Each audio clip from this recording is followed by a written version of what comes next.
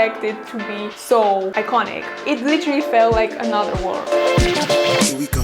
I actually can see 2 more islands.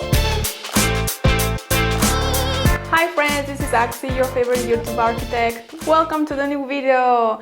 Today I'm gonna show you one of my favorite places that I've ever traveled to. It's very close to Tenerife, but it's like an enchanted island with few people, few cars, a lot of forest, a lot of nature, and very, very special. Not to mention, you get to see other islands from it. Without much further ado, the name of the place is La Gomera. It's an island about 1 hour away with the ferry from Tenerife.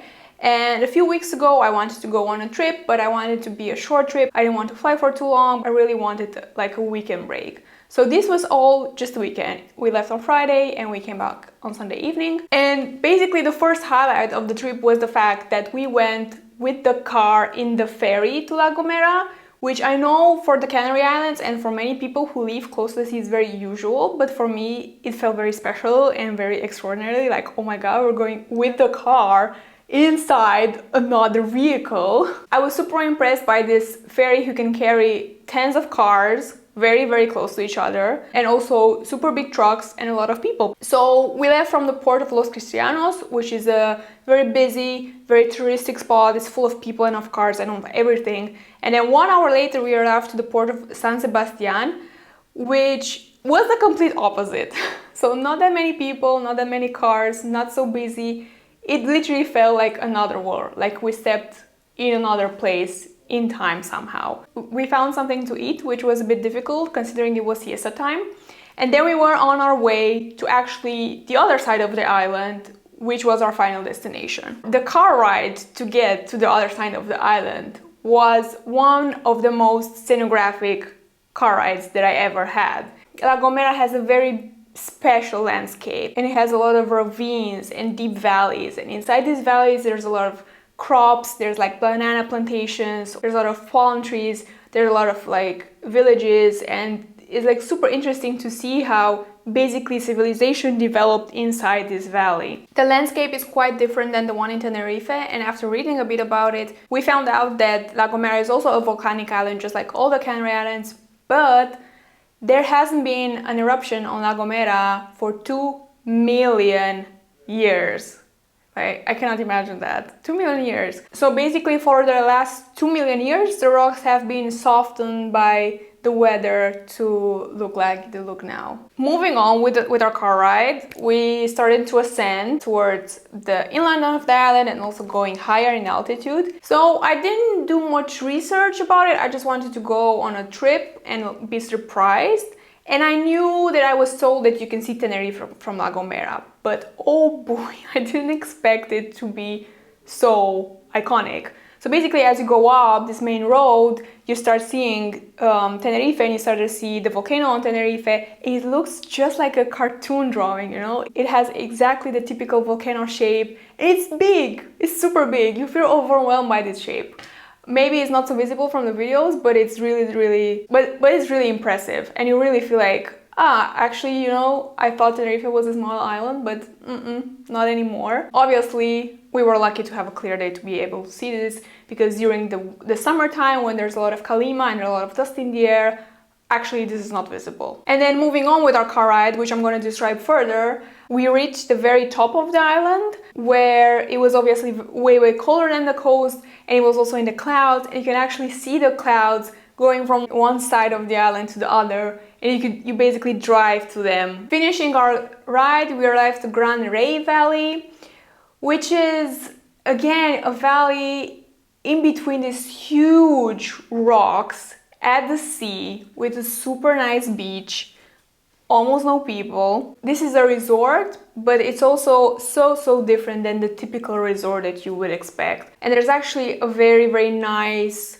relaxed and calm vibe there. I remember I said at one point, you know, I feel like this is not really a touristy spot, and my boyfriend said, you know, actually this is all just tourists, all these apartments and everything is just for tourists. And I realized, yeah, but somehow it doesn't give me that feeling that I'm just in a place made solely for tourists. To be honest, I'm quite shocked that this place is not more popular, but I guess the remoteness of it helps with that. The beach was super big and there were a lot of people and it was a very good vibe, so to say, there. If you like this video, consider subscribing. I would like to get 1,000 subscribers and that would make me very happy. I'm gonna move on to my next highlight, which comes in the next day when we wanted to go on a hike.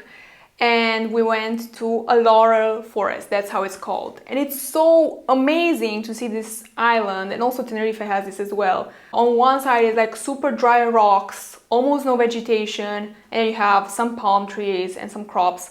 And then you have this forest, which is lush and green and humid and cold. It's so refreshing and so different. It feels again like, you know, there's a tiny little world inside of the world of La Gomera. I was also curious, how does this happen? Like, how can there be parts of these islands which have such lush forests while in the rest of the island is super dry?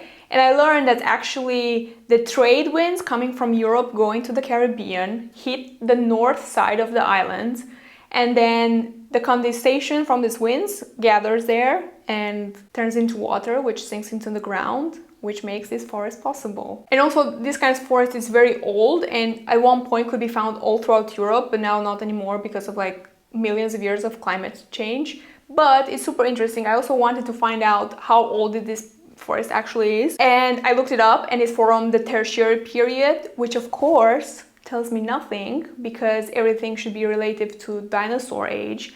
So this forest came to be exactly after the dinosaurs were extinct and survived until now.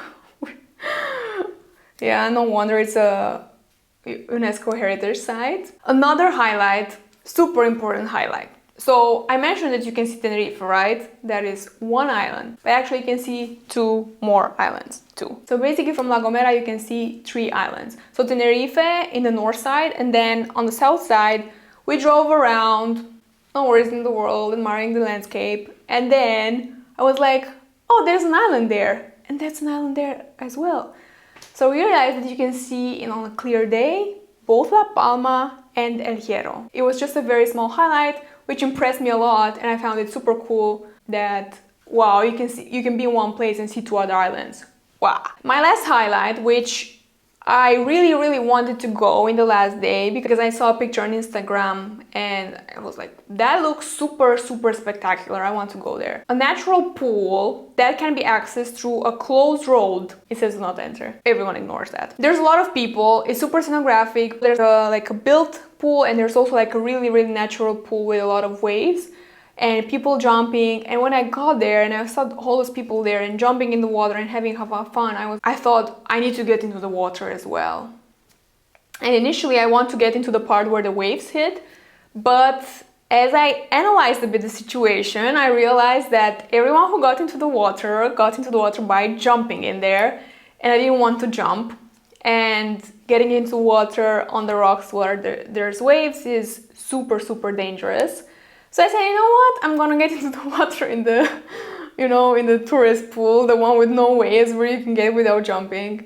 And even that one, it was super funny that the whole edge was so slippery, you couldn't really walk. I didn't have water shoes, so I just basically got in however I could, like a baby. I still say it's a very interesting place. I think it's worth to go and see. We also searched what happened there and why are these like big blocks of concrete in the water. And apparently at one point there was a fish processing plant there, long gone. However, I must mention that at this point, on the way there, we saw a water treatment plant and we asked ourselves if it's really safe to swim. And when we saw the people basically having no worries in the world, I've said, for sure this is safe, there's so many locals here. But now that I reflect about it, I don't think it's that safe. So that was a highlight, but it was a questionable highlight. And I'm gonna end with that. No, I'm not gonna end with that. Actually, the last highlight was also like a super small and very cute highlight. I found out in the last day, just before leaving, that the port that Christopher Columbus left when he left for the Americas was San Sebastian port. And I was so impressed. I was thinking the whole time, can you imagine, like, Christopher Columbus was here?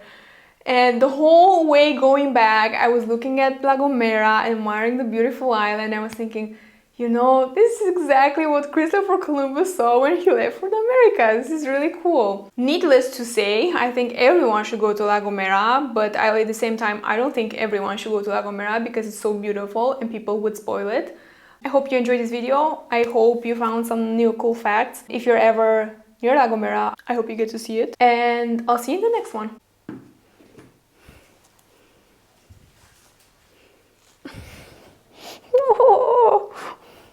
Ma chiamo Ela, su mozzarella. My name is Ella, I'm mozzarella. But that was 30 years ago when I used to have a show. Now it's a disco, but not for Ella. The thing that she used to wear, very big fat in her hair.